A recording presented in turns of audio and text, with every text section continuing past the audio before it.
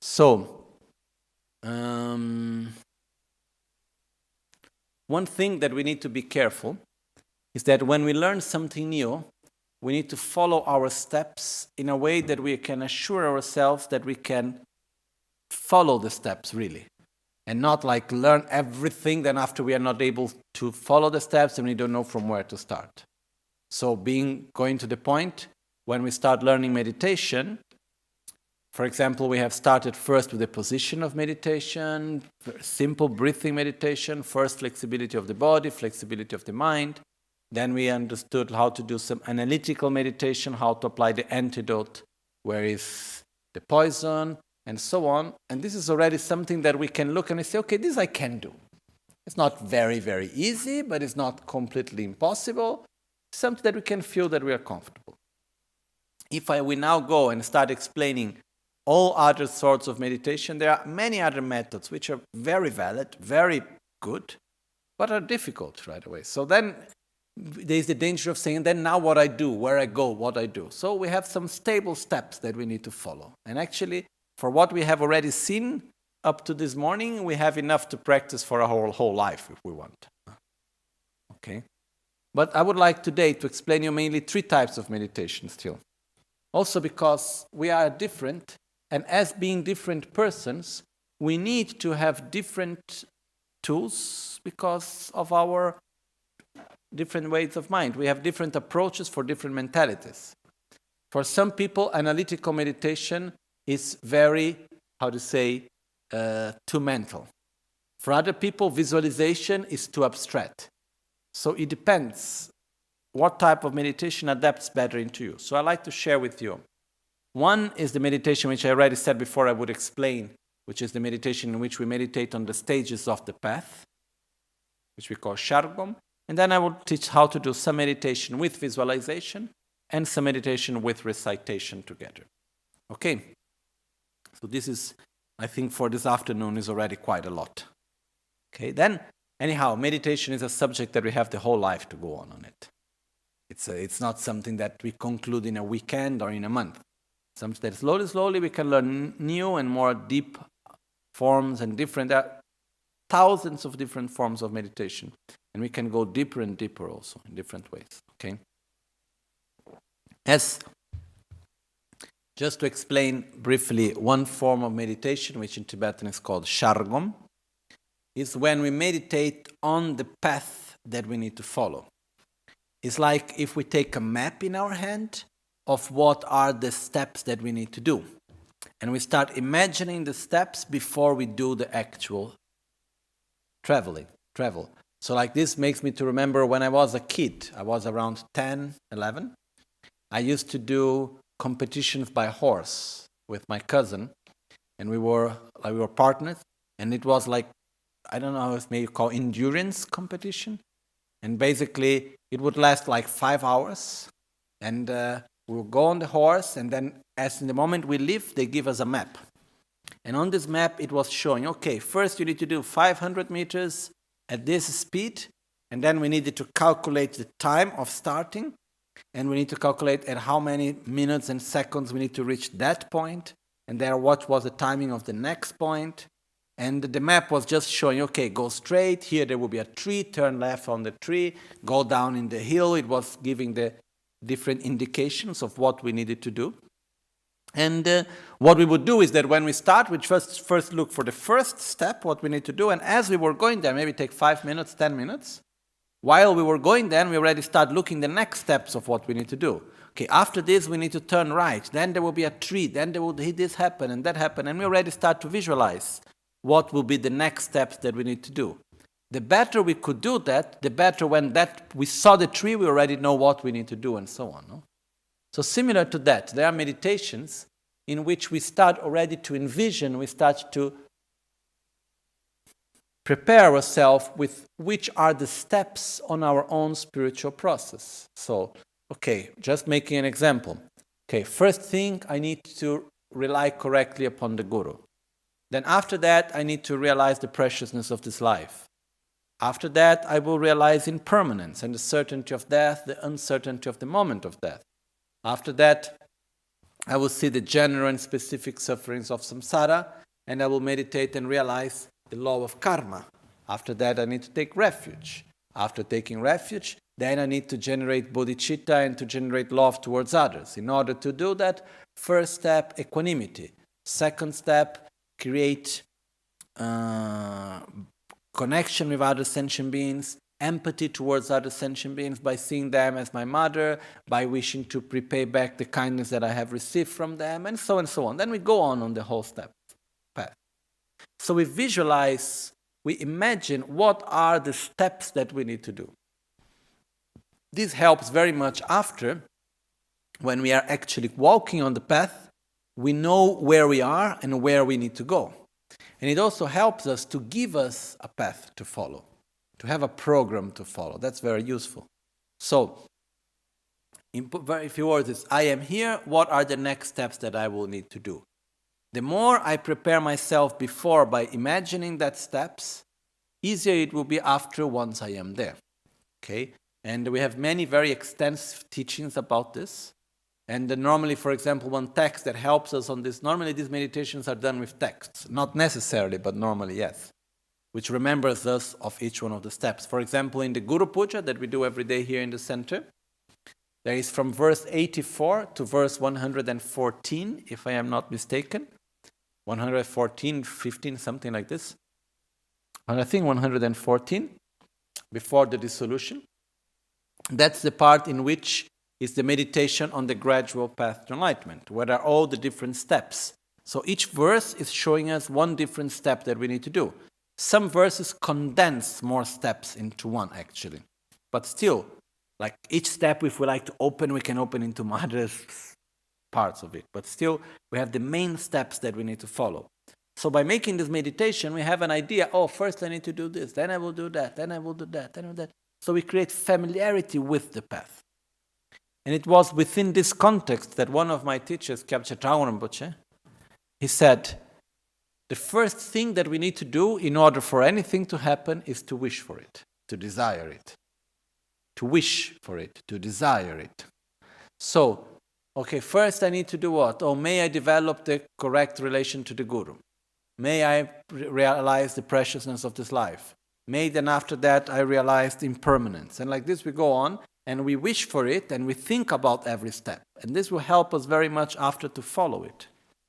It's like some athletes that before doing one exercise, they visualize it before.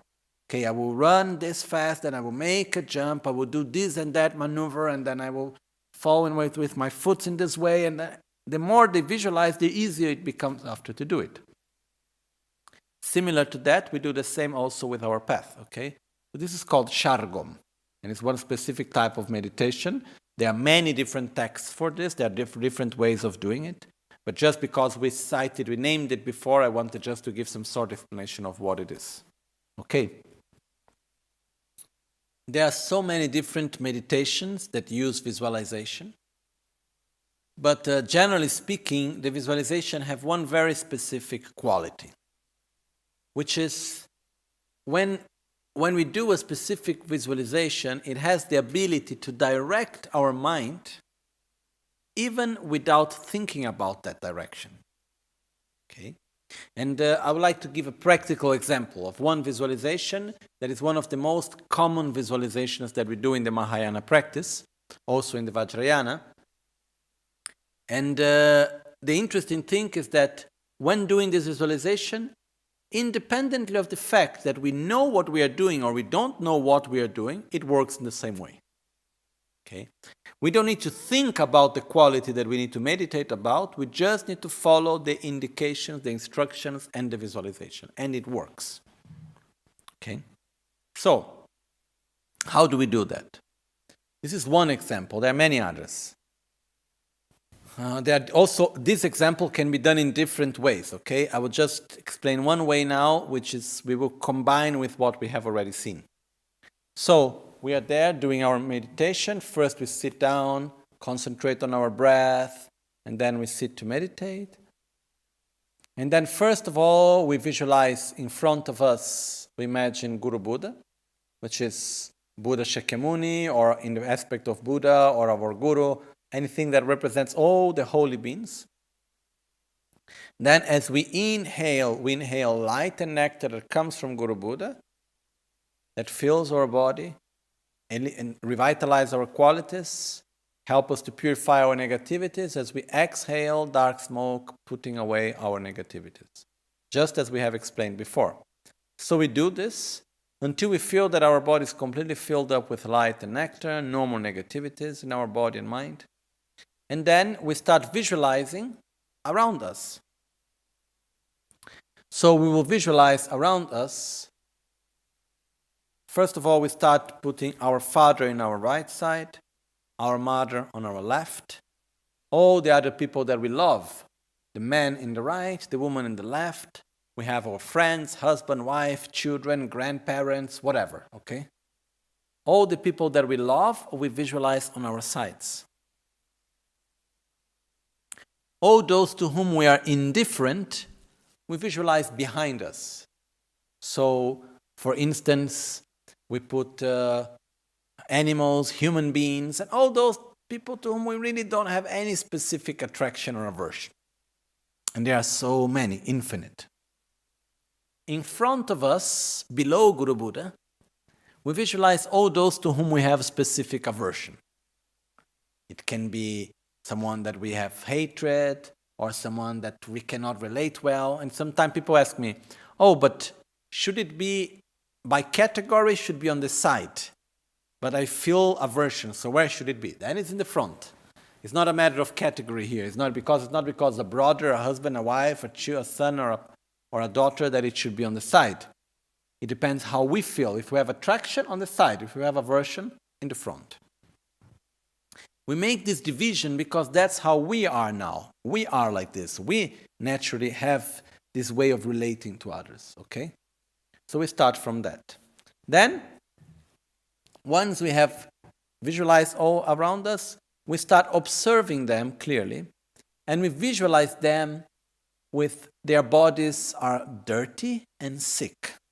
We don't visualize everyone just come out of the shower nicely and tightly, no.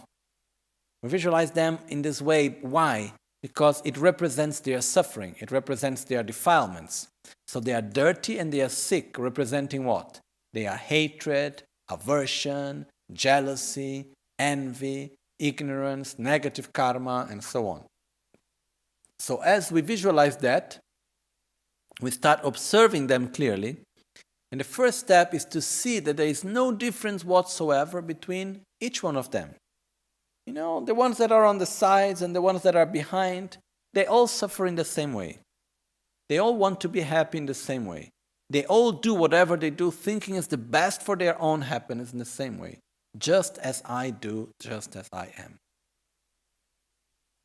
So, we end up seeing that there is no difference between those on our sides, behind, and in the front. And then we start to look at them and see their suffering. And by that we get more near to them. It's like, imagine we go to a place like a hospital or wherever, and suddenly we see someone that has the same sicknesses as sickness that we do. This creates naturally some sort of empathy towards that person. Okay? So we look to everyone around us and we see, oh, they are suffering from the same sicknesses as I suffer. Selfishness, ignorance. There is no difference within myself and them.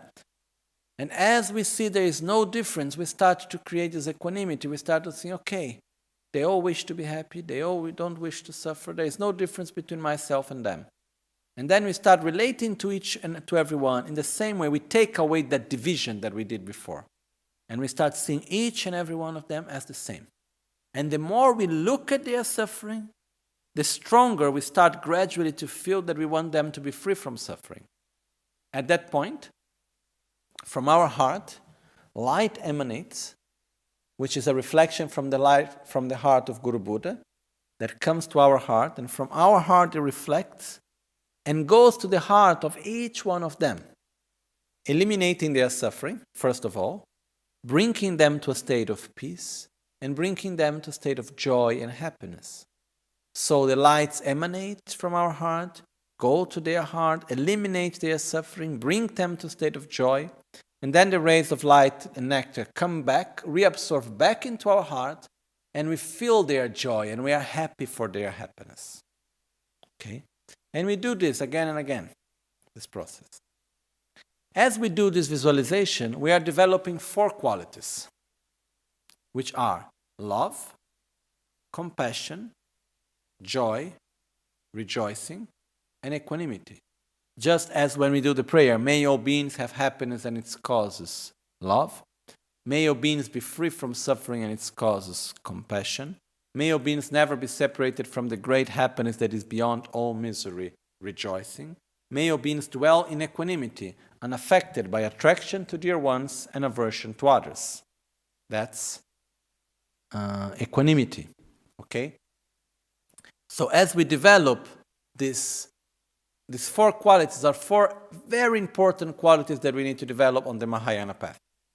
If we follow this visualization well, naturally will bring us to develop these qualities.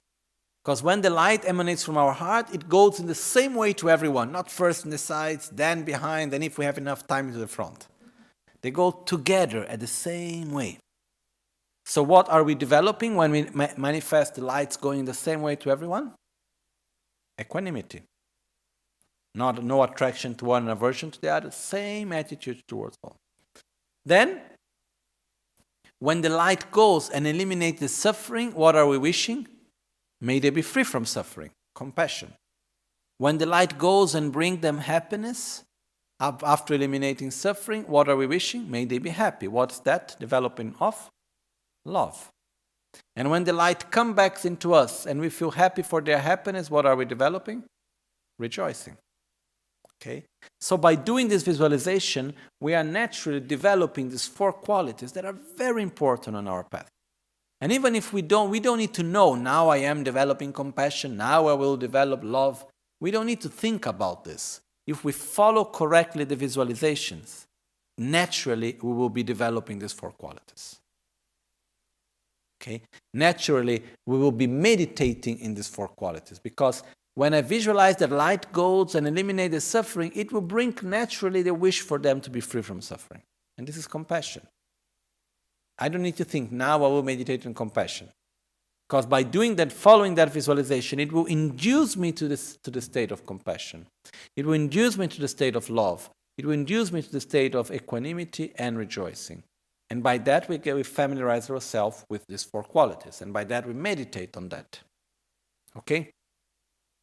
There are many other visualizations that are very similar to this, such as the visualizations that we do, for example, where we do mantra recitations and so on. But if we just stick to this first one, it works very well. And the good thing is that for many of us, it may be very useful because we don't need to stay with the mind focused on one single point.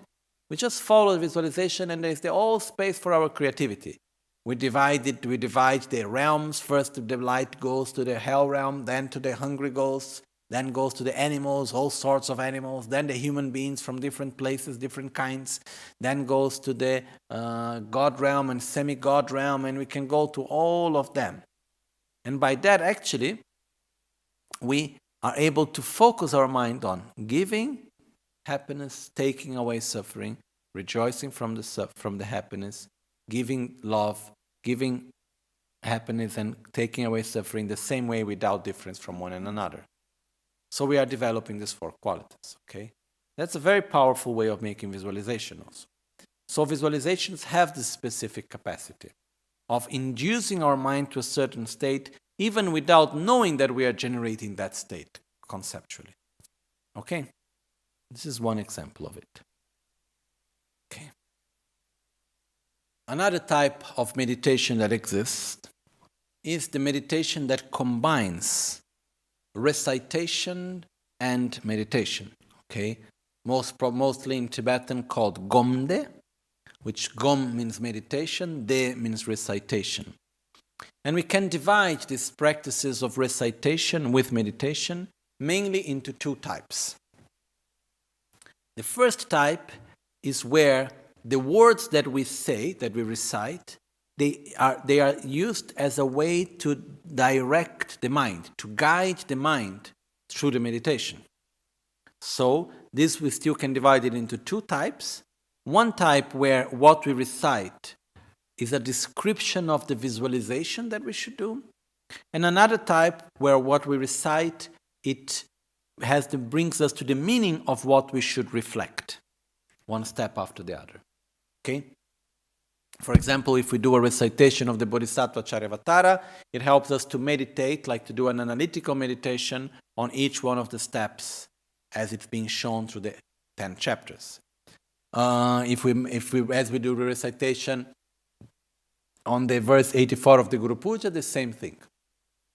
On the other side, when we do, for example, most of the sadhanas, great part of the sadhanas, which is the practices that we have in the Vajrayana Buddhism, most of the sadhanas that we have nowadays, let's say 90% of it, if not more than that, are descriptions of the visualizations that we should do. So, for instance, if we take in Yamantaka, there is the transformation of the inner offering, purification and transformation of the inner offering, short version. Okay, this is the short version of it. And then, if we recite it very quickly, it would go by Om Rishti Varitana Om Pe Om Sabavashu Srodharma Sabavashu Tompani the Gyoto Bengal, even Lord Alimiko Yusung Tentology, Metabakartina, the Shanga, the Zanga, Doma, Orangutan, the Long Yome Bartman, and Shingo, get some other reporters, and the Mother on the Shama Kadrin, you can say this is about Shangima, watching Pelwar Giroma. Now I just recite very fast. But if we would do if we take away the parts that is the description of the visualization, it will go just by Om Rishti Viritana Humpe, Om Sabavashuda Srodharma Sabavashudo Hang. Omahung, Omahung, Omahung. That's all. Okay? The rest is only description, and the difference between the short and the long version is just more or less details on the description of the visualization. So, most of the sadhanas, what is inside is the description of the visualization, which is very useful because in the past, in India, the practices, they were very short, the recitation, because there was a lot to visualize, a lot to meditate upon.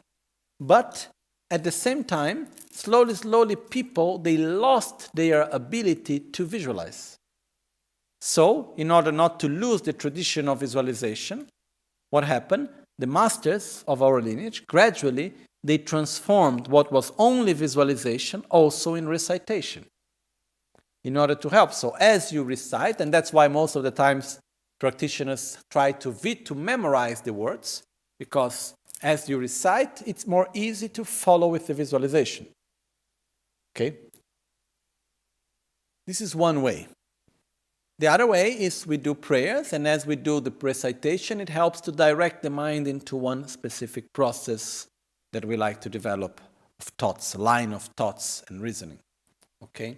So, this is one type of recitation, and it is said that one of the sayings that is used to explain it, it says, the old man of the old person of the meaning takes the meaning as an old person needs to support him or herself on the stick of the words.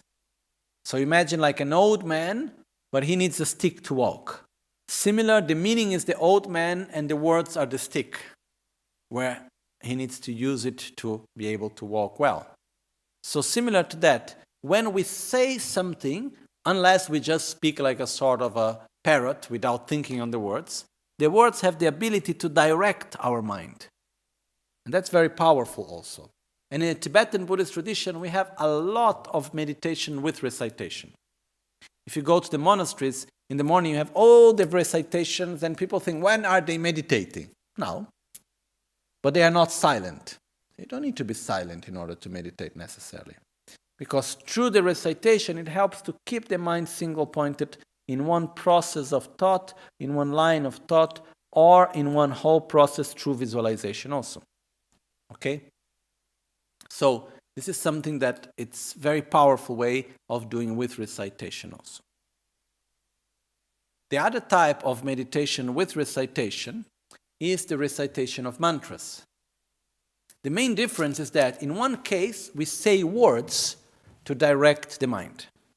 In this other case, we say the mantras, which are words in Sanskrit, but we don't need to think about the meaning of that words. Simply, what happens is that the words by themselves, they have a specific quality, they have a specific energy also. Which is energy. Okay? And in Sanskrit language, there is something which is very particular, which in Tibetan, it's up to a certain extent, it's also there, but not so much. And I don't think in any of our Latin languages it has like the same way. I would like it would be like this, but I don't think so. What they do in Sanskrit is that every consonant and every vowel is related to a specific element. Okay? So we know, okay, this sound, this letter, this consonant is related to this element, that vowel is related to that element. So when they are put together, they create a specific combination of elements. And when the way how the elements interact with each other, they have 4 main different types of interactions, which we call in Tibetan Mapu Dradruk, which means the interaction of mother, son, or mother and daughter, or parent and daughter, and son and daughter. Mapu, mother and son, friend and enemy. There are these 4 types. In Chinese medicine also is very similar, the way of relating of the elements. Anyhow, we have these 4 ways of relating of the elements, and some of them, for example, create life. So it's like giving energy. The other one is taking away energy. One is pacifying. The other is creating conflict, and so on. So depending on the way how you put the vowels and the consonants together, you create a different set of elements, which generate a specific type of energy. So what is done in Sanskrit is that if we make a word that represents peace, that represents something that should be related to pacify, the energy of that syllables of that vowels and consonants put together should be an energy of pacification. The same thing goes with increment, the same thing goes with conflict. I don't know, for example, whenever we have some mantras having the end the sound pe. Pet, for example, is a sound that has the energy of, it's like conflict, it's like opposition, let's say. It has the energy of opposition, pe. Okay? And it's used where we need to have this type of energy. So, and the meaning is clean away, but not the clean in the nice purify way. Clean like in the way like take away. Okay, this is the meaning. So the meaning and the energy is similar. Okay, so Sanskrit have this specific quality. This is one of the reasons why mantras are never translated. The mantras are always kept in their original form from Sanskrit. Okay, because if we translate the meaning, it will lose this type of energy and so on. The other reason also is that mantras have been recited in the same way for centuries and centuries by people with the same intention. So that word by themselves, it's already blessed. It has a very specific ability also. But one important thing about mantras is that mantra also has the meaning of mind protection, is one of the translations of mantra. By reciting the mantras, it helps to keep our mind into a state of more calm and connected to the quality that we want to develop. And each mantra is related to one specific type of energy, which is related to one specific type of quality that we want to develop, such as wisdom, compassion, generosity, stability, and so on. And that's why there are so many different mantras. But it's important that we need to have our own experience. There are things that, yes, it's possible to explain, but we need to have our own experience. Okay? And normally when we do a meditation with a mantra recitation, together with the recitation of the mantra, we have also visualization that is going to go, which is very similar to the visualization we have explained before, where we do the 4 immeasurables together. It's quite similar as we do one of the time. There are many different visualizations. The most common one is quite similar. And then, as we do it, we need to have our own experience. There are things that we can explain, we can understand, but we need to have our own experience. The other day, one person was talking to Lama Ganchen. I was together, and the person said to Rinpoche, "Oh, Rinpoche, but you know, I don't feel comfortable to recite this when I don't understand what I am doing. And Rinpoche said, most of the things you don't understand. Like when you take a pill, do you know why the pill works? You have headache, you take an aspirin. Do you really know what is inside and what is the effect and how it is working? We take pills, we don't know what is inside, but it works, so we take it. Similar to that, you do the mantra. If it works, you should try. If it works, then you use it, then you continue. It's just the same. And if we really look, most of the things in our lives, technology, medicine, and many other things, truly we don't understand how they work. But we try and we see that it works. Okay? One example that came to my mind, which is for me is quite a strong example actually. The more I go on with my own life, the more I see examples how mantras and these practices really work in many levels. This is my own experience, okay? But each one of us, we need to have our own experience. But one specific example, which for me really, the first time I saw it, I was a bit shocked myself. There is one mudra, a gesture, that Lama Ganchen taught us. He taught it in the very beginning when he came to the West, and he taught other times. That has a very specific use, not so spiritual, more mundane use, which is to stop dogs from howling, like when, from howling. Okay? So to stop dogs from howling. So how do we do that?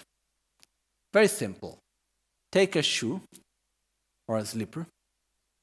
You need to be able to bend the shoe. Okay? And you bend with the sole out. And then you bend the shoe with the tip and the back of the shoe together with the part of the sole outside. And then you put the shoe in the direction from where the howling of the dogs is coming.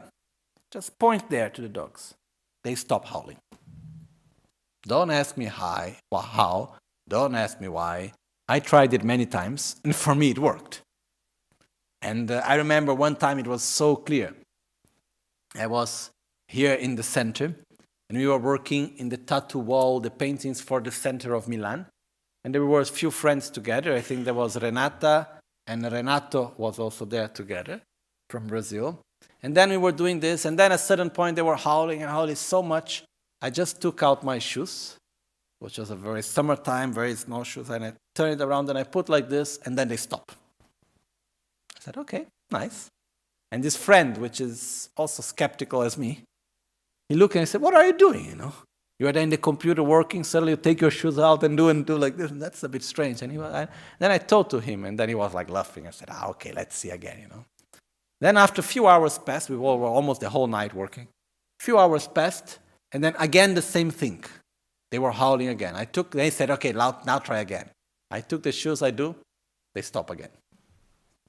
I said, okay. We were even having fun with this.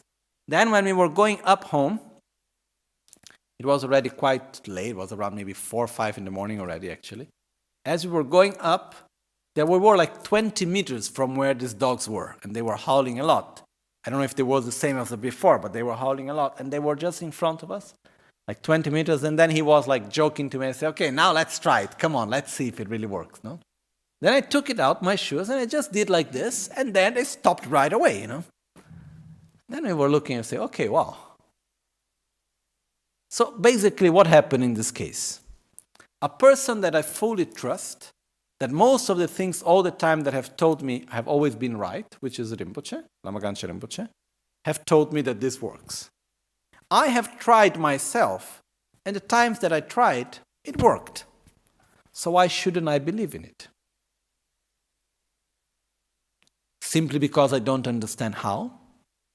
How many things are that I don't understand how? When I take a phone and I talk with the person on the other side, how can I believe I'm talking to the person? I don't understand how it works. It's not like that. Just because it's not common knowledge, I shouldn't believe in it. We should believe mainly in what we can understand through our logic and what we can experience through our senses. So if there is something that we can experience, we should believe in it.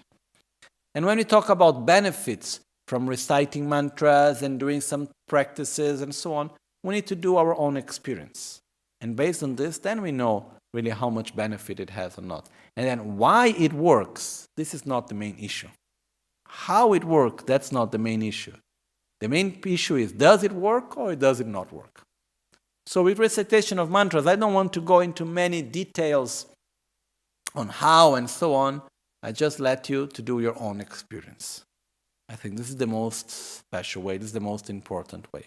Then, is it possible to understand how it works? Sure. Take 30 years of your life of study, dedicate only for that, and then maybe you may be able to really to understand how it works. But the fact is that it's like technology. You don't need to understand how in order to use it correctly. If you know how to use it, you receive the benefits of it. Okay? So it's a bit similar to that, I believe. Okay. If anybody has the text where there are the 7 limitless, we do a practice ourselves together, okay? Another aspect also is that sounds can direct the mind very easily. So depending on the word that we say, it will direct the mind very much into one direction or another. So for instance, when we do the mantra of the Guru, in the moment that we recite that mantra, because we have been reciting it with a certain visualization, generating a certain state of consciousness, of faith, respect, gratitude, and so on, whenever we recite the mantra, naturally it brings us back to that state. So it's a sort of shortcut also when we do the mantras, to bring our mind to a certain state. And this is something that is actually very powerful also that we can use. Okay? So now, please, each one of you can take the practice, the sadhana, the book you have, and we go to the 7 limitless prayers. Okay, 7 limitless meditation. We sit in a comfortable position with our back straight but not tense. Our shoulders are relaxed. Our head is slightly forward. Our mouth is relaxed. And our eyes are slightly closed, looking downwards. We are aware of our own breath.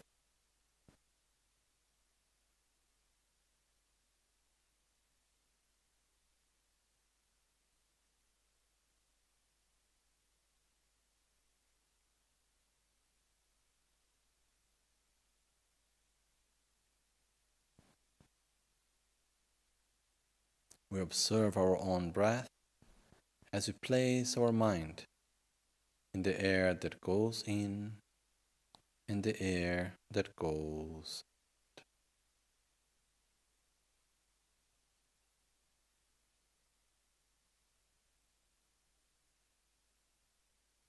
We count our breath up to 7.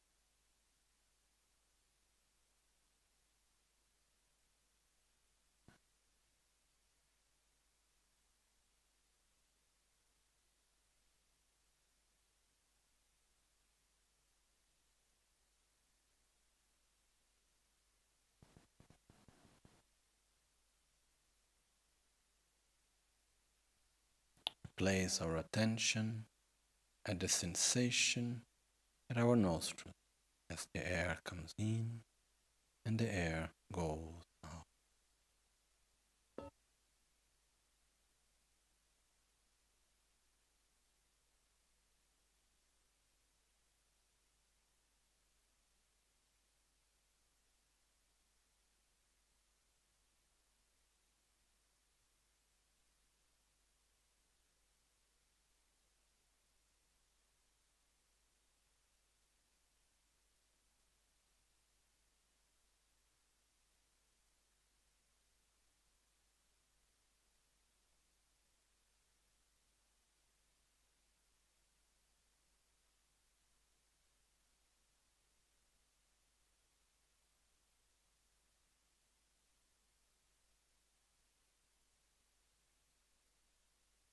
the space in front of us appears a beautiful throne, holded lifted by 8 lions, with a lotus seat, a sun and a moon cushion,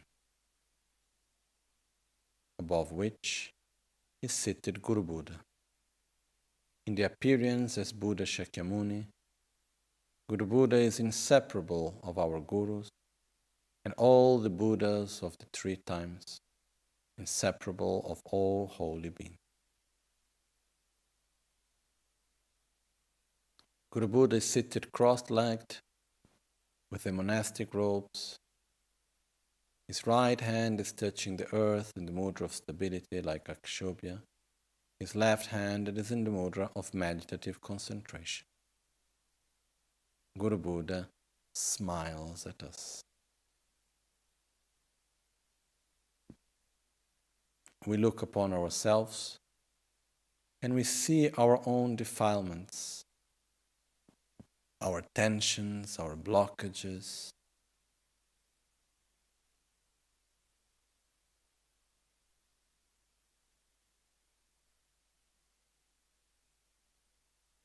We deeply wish to be free from our anger, ignorance, selfishness, fear, and so on. We request Guru Buddha to bless us. We request Guru Buddha that by granting us his blessings, we may be able to develop our qualities and eliminate our own negativities.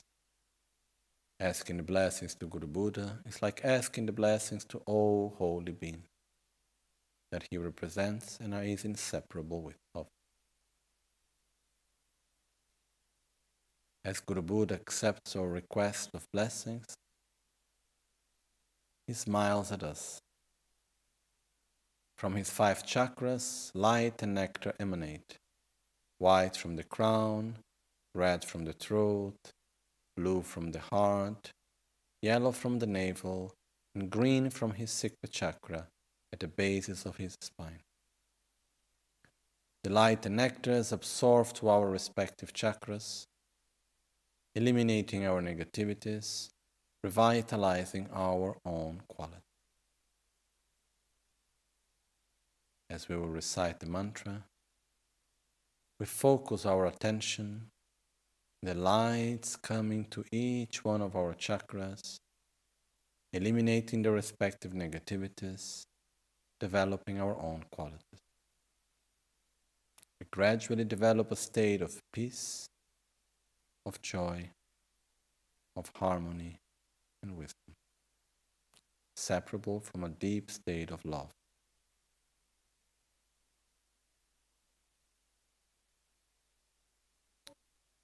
Om Muni Muni Mahamuni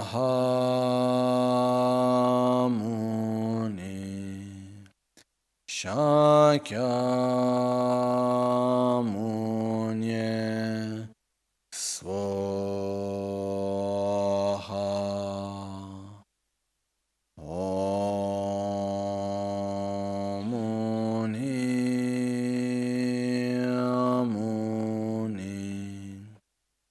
Mahamuni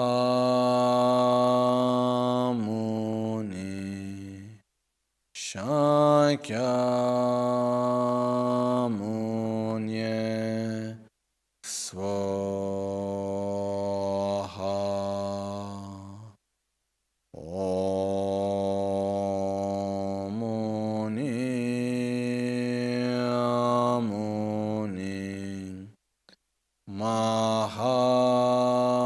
Muni Mahamuni Shakyamuni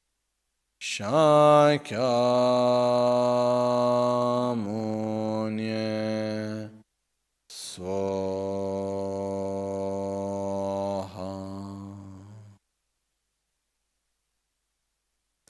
Om Muni Muni Mahamuni Shakyamuni Swaha. Om Muni Muni Mahamuni Shakyamuni Swaha. Om Muni Muni Mahamuni Shakyamuni Swaha. Om Muni Muni Mahamuni Shakyamuni Swaha. Om Muni Muni Mahamuni Shakyamuni Swaha. Om Muni Muni Mahamuni Shakyamuni Swaha. Om Muni Muni Mahamuni Shakyamuni Swaha. Om Muni Muni Mahamuni Swaha. Om Muni Muni Mahamuni Shakyamuni Swaha.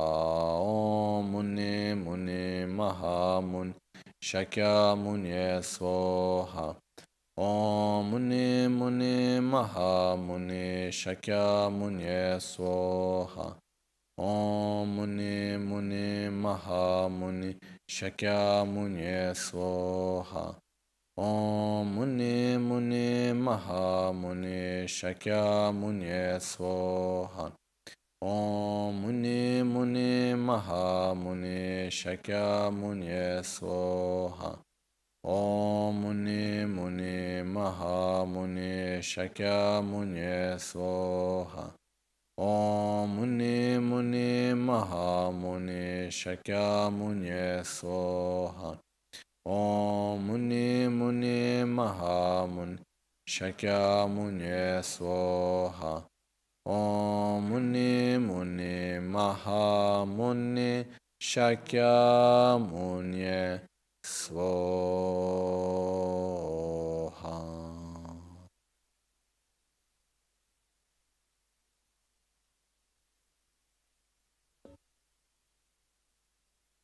At our right side is our Father, at the left our Mother, and on the sides of them all those that we love.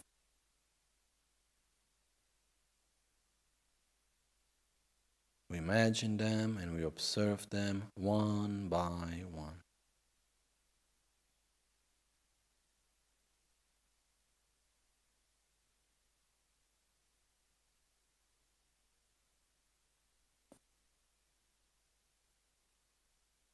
Behind us are all the sentient beings to whom we have indifference.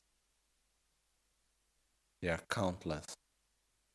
And in front of us, there are all those to whom we have aversion, so-called enemies.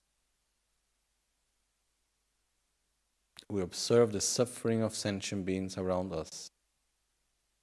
Each one of them has an appearance of sickness, dirt, representing their defilements, their negative karma, their sicknesses, and so on, representing their suffering. As we inhale,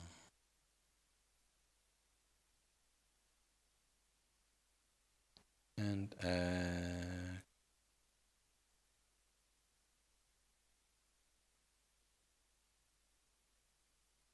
we look at them in the eyes and we observe their suffering.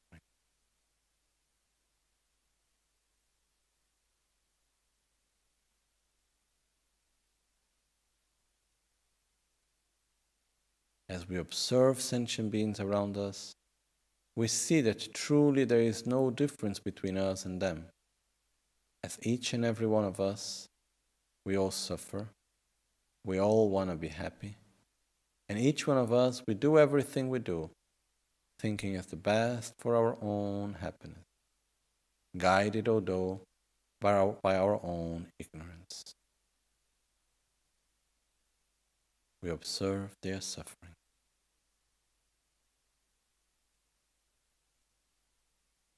We let ourselves to develop the profound wish that may each one of them be free from suffering, live in a state of happiness and peace.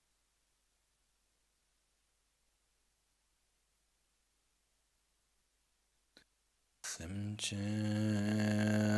tamchen dewa dan dewe gyudan dempar gyurchi Semchen tamchen dungal dan dungal gi gyudang trelwar gyurche. Semchen tamchen dunga mepe dewa dang mi trelwar gyurche. Semchen tamchen nyerin chadang nidan drewe tang nyom la ne par gyurchi. Semchen tamchen lu sem gidung ale sosh Trayun le sem dewa dan dem par gyurchi. Sem chen tam chen aso top chin chinan chu koryo tang shin tsang mar ne gyurchi. Sem chen tam chen dan tsam buling gi kendro tada chinang ki shide tang tu kun dem par kyurchi.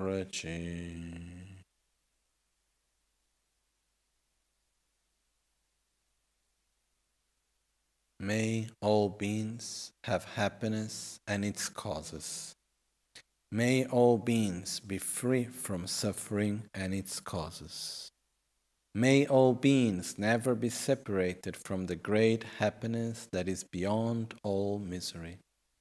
May all beings dwell in equanimity, unaffected by attraction to dear ones and aversion to others.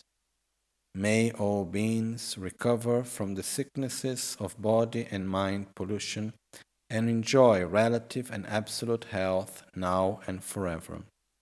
May all beings relax in a pure and healthy outer and inner environment now and forever. May all beings enjoy inner and world peace now and forever. We ask the blessings to Guru Buddha to help every sentient being without exception. From his heart, light emanates, absorbing at our heart, and from our heart it reflects back to each and every sentient being without exception. The lights absorb into the heart of each one of them, transforming into what they need. Food for those that are hungry, medicine for those that are sick, company for those that feel lonely, as the Dharma for those that are ready to receive the Dharma, and so on. The light and nectar absorbs into every sentient being without exception, eliminating their suffering, guiding them to the state of the path, bringing them to a state of peace and joy. As we inhale and exhale.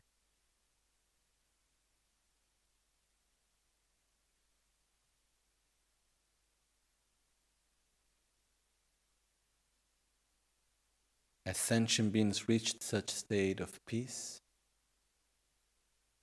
light and nectar emanates from their heart backwards to our own heart, and we rejoice for their happiness. We repeat the visualization as light emanates, eliminates suffering, brings happiness, and then we absorb back into our heart. We repeat this countless times for all sentient beings. Om Muni Muni Mahamuni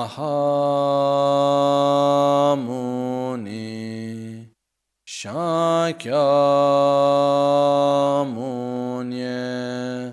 Swaha.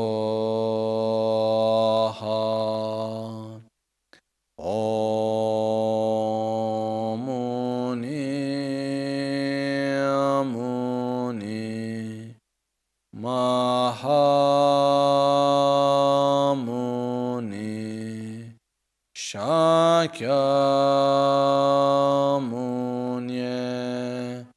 Swaha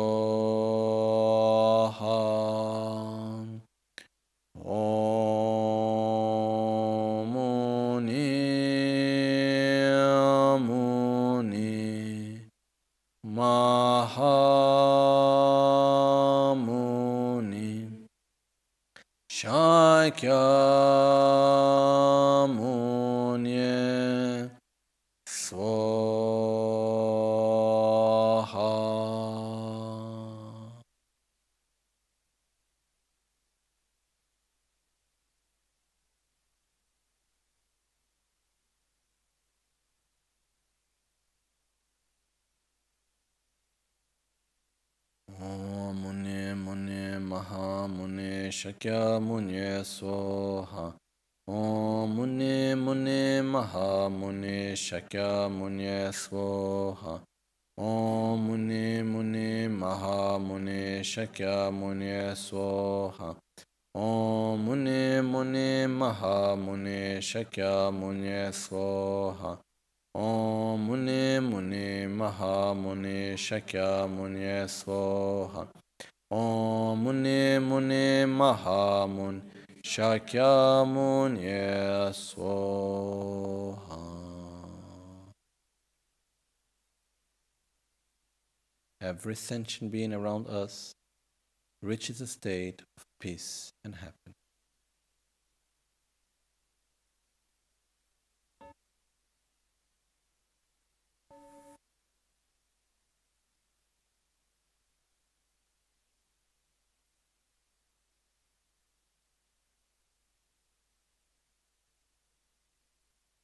We request Guru Buddha to guide us at every moment of our lives, at every word we say, every thought we have, every choice we make. Guru Buddha accepts this request, comes towards us, becomes small as a thumb, and with gentleness of love enters through the crown of our head. And Guru Buddha sits joyfully at an 8-petaled lotus in our heart, blessing our body, speech, and mind. Pandyan Tsawe Lama Rinpoche Dagi Chiwara Pede Tenshula Kadrin Chimbo Gune Jesunte Kusun Toge Ngodru Tsedu So Pandyan Tsawe Lama Rinpoche Dagi Drimbara Pede Tenshula Kadrin Chimbo Gone Jesonte Chodan Tumo Ngodru Tsedu So Panden Tsawe Lama Rinpoche Dagi Nyingara Pede Tenshola Kadrin Chimbo Gone Jesonte Chanchubo Nyimbo Pardo Temparashum.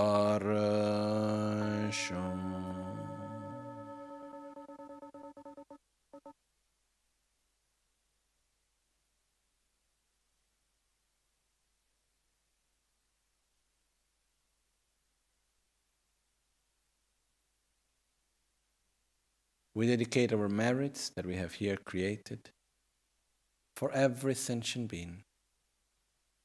May we, to the power of these merits, may we quickly eliminate every of our defilement and develop our quality to their maximum potential. May we become a Buddha, and by that help every sentient being to reach that same state.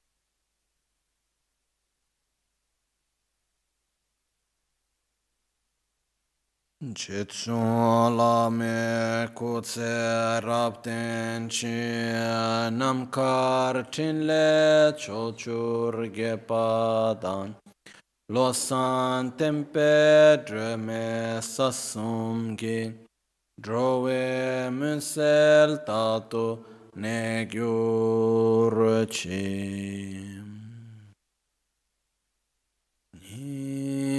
Namo dele tsendele nime kuyandelekshin nien sentaktu delekpe concho sum ke jingilo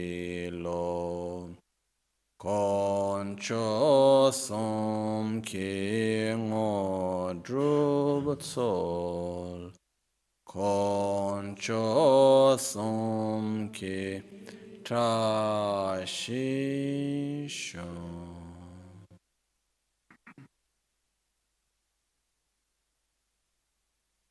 At dawn or dusk, at night or midday, may the three jewels grant us their blessings. May they help us to achieve all realizations and sprinkle the path of our lives with various signs of auspiciousness. So with this we conclude this meditation and the session of today and these 2 days. And I like just to conclude making a request.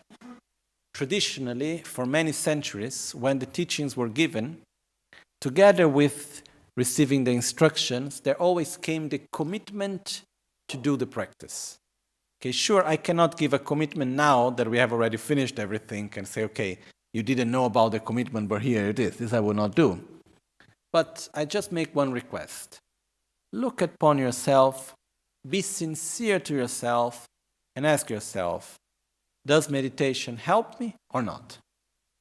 Is it of benefit to myself or not? If the answer is yes, then do it. Make the time, make the space in your life to meditate. Otherwise, it will not happen. Years pass, time pass, life and life pass. When we see 1, 2, 3 lives have gone, huh? Not 1, 2, 3 years. The time goes so fast.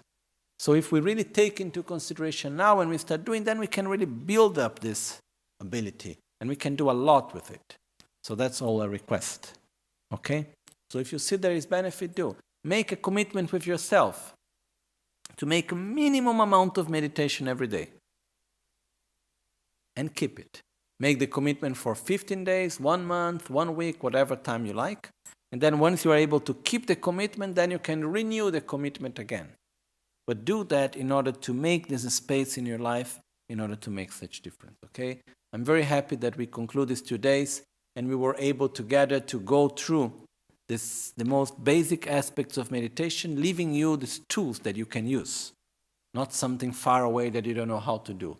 Something practical that you can use. But now it's a matter of each one of you making or not good use of it. Okay, so that's my only request. So thank you very much. And we will do just some final dedications, and after we go for days some break, and then the Guru Puja. Chanchu Semcho Rinpoche Ma Ke Panam Ke Gyurchi Ke Pa Nyampar Me Pa Yang Kongne Konto Pelwar Shon Nimo Dele Tsendele Nime Kuyan Delekshin Nyensen Takto Delekpe Concho Sumke Jingilo Concho Sumke Ngodrubtsol Concho Sumge Trashishon.